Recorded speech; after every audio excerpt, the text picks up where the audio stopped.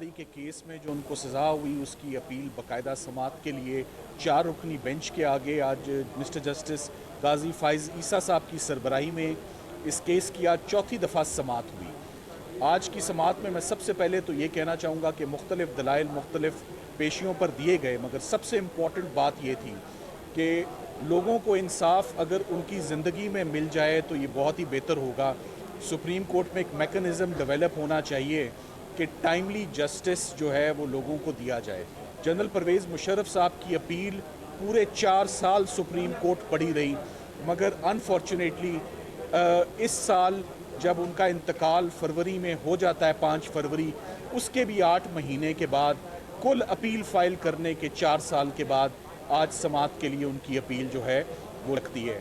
आपने हालिया ये भी देखा कि जुल्फ़कार अली भुट्टो साहब का भी केस बहुत ताख़ीर के साथ उनकी वफ़ात के बाद इतने सालों के बाद दोबारा मिसकैरेज ऑफ जस्टिस या करेक्टनेस ऑफ कन्विक्शन को देखने के लिए ये अपील जो है वो लगी। सो अफसोस की बात यह है कि जनरल परवेज़ मुशर्रफ साहब ख़ुद भी बीमारी के बावजूद और उनकी फ़ैमिली भी वो बहुत पुरुमीद थे कि सुप्रीम कोर्ट में जब उनका केस सुना जाएगा तो सबसे पहले तो ये देखा जाएगा कि constitutional crime has been tried in an unconstitutional manner. जिस तरह उनका ट्रायल तकमील तक पहुंचा वो CRPC के ख़िलाफ़ है, वो क्रिमिनल जूरिस्प्रूडेंस के ख़िलाफ़ है, वो आइन के ख़िलाफ़ है, वो जल्दबाजी में चला। और सबसे इम्पॉर्टेंट बात, कोई भी फौजदारी का केस एब्सेंस में गैर मौजूदगी में चल ही नहीं सकता।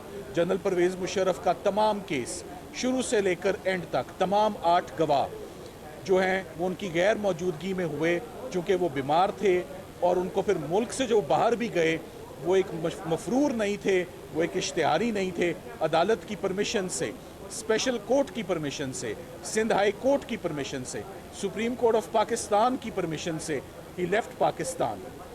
2016 में जब वो मुल्क से बाहर जाते हैं, थ्रू आउट उसके बाद बेशुमार एविडेंस आता रहा, फोटोग्राफिक एविडेंस आता रहा, मेडिकल एविडेंस आता रहा, वीडियो एविडेंस आता रहा उनकी बीमारी का कि उनकी बीमारी एक जेन्युइन बीमारी थी। And he had to die to prove it कि जो वो बातें कर रहे थे या जो हम बातें उनके बिहाफ पर कर रहे थे कि वो जेन्युइनली बीमार हैं, वो बातें सब की सब सच थी, वो सब की सब दुरुस्त थी। जनरल परवेज़ मुशर्रफ अगर ज़िंदा होते तो वो कभी भी इस केस की पैरवी किए बगैर वो ना जाते। मगर अफसोस इस बात का कि फ़ैसले के 4 साल के बाद भी उनकी ज़िंदगी में लाइफ टाइम में अपील उनकी नहीं सुनी गई। तो हम उम्मीद करते हैं कि फ्यूचर में लाइफ टाइम में कम से कम लोगों की अपील जो ज़रूर सुनी जाएँ। मैं साथ ही साथ ये ज़रूर कहना चाहूँगा कि जनरल परवेज़ मुशर्रफ का जो केस आर्टिकल 6 में हुआ, आर्टिकल 6 संगीन गद्दारी के नाम से जाना जाता है और आपने इसको ऐसे ही आज दिन तक मीडिया पे भी रिपोर्ट किया है। जनरल परवेज़ मुशर्रफ ने कभी भी संगीन गद्दारी नहीं की, ना वो इसके मुर्तकब हुए। इस बात का आप सबसे जो बेस्ट इंडिकेटर है वो ये ज़फ़र अली शाह केस आप उठाकर देख लें या आप टिक्का इकबाल ख़ान केस उठाकर देख लें।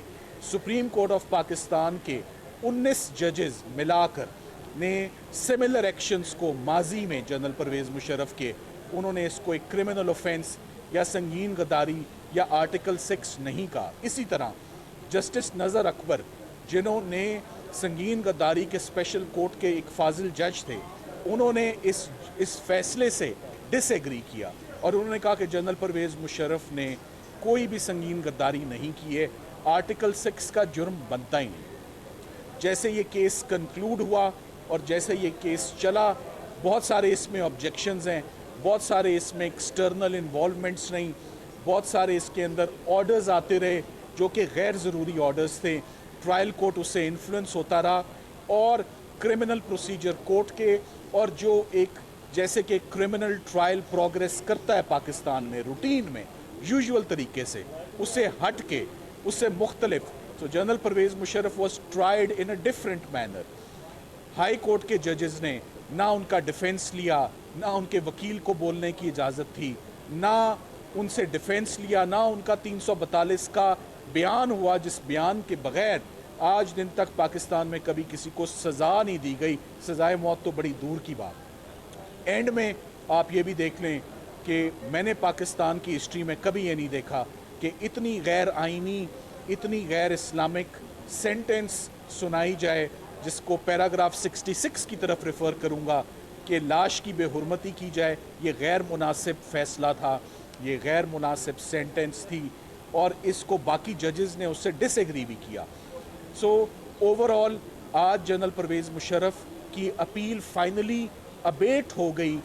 अब उस अपील में कुछ नहीं रखा, उस अपील को अब नहीं सुना जा सकता था अगर लवाहिकीन आ जाते, फैमिली मेम्बर्स आ जाते, उनके रिलेटिव्स आ जाते, एक दरख्वास्त करते और कोई फ़ाइन होता तो उस सूरत में लीगल एड्स को परमिशन दी जा सकती थी।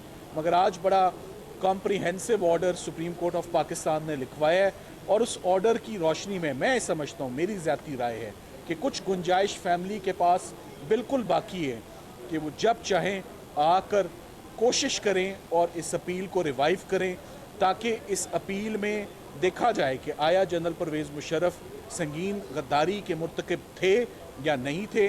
मेरी नज़र में ही वॉज़ अ पैट्रियट और उन्होंने कोई ऐसा काम नहीं किया जो कि संगीन गद्दारी के ज़ुमरे में आता हो। संगीन गद्दारी क्या है?